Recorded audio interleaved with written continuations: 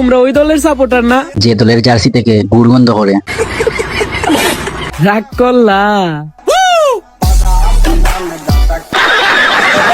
Brazil শুধু একটা দল নয়, এটা হইছে একটা গোকালার ভালোবাসা। সঠিক বলেছেন। দূর ওর সামন্ত ওর। তুই কি তা ভাবছস তোর মতন হইলে আমি আইটা হইনি।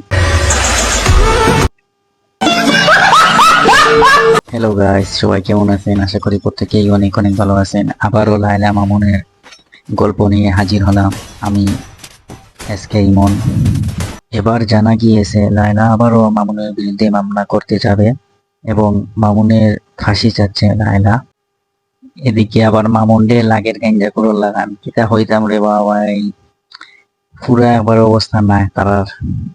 আগে কিতা আসলো দুই প্রেমিক, দুইজন কি সুন্দর একসাথে মিলিয়ে থাকতো, এখন কিতা কি অবস্থা হয়েছে রে ভাই। সোশ্যাল মিডিয়াতে হামাইতেও পারি না, ফেসবুক বা ইউটিউবে হামাইলেই তাদের ভিডিও সামনে আইয়া পড়ে। গাইস, পাকিস্তানরা যুদ্ধে হারলেও ওরা যেসব মূল্যবান সম্পদ আমাদের কাছ থেকে আমাদের জন্য রেখে গিয়েছে, আমি পারি না আর পারি না, আমি কেন মরি না,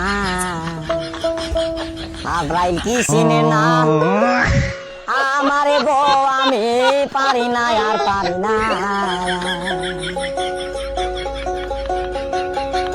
আমি হয়তো দুদিন পরে মরবো, আগে মরলে কি ক্ষতি।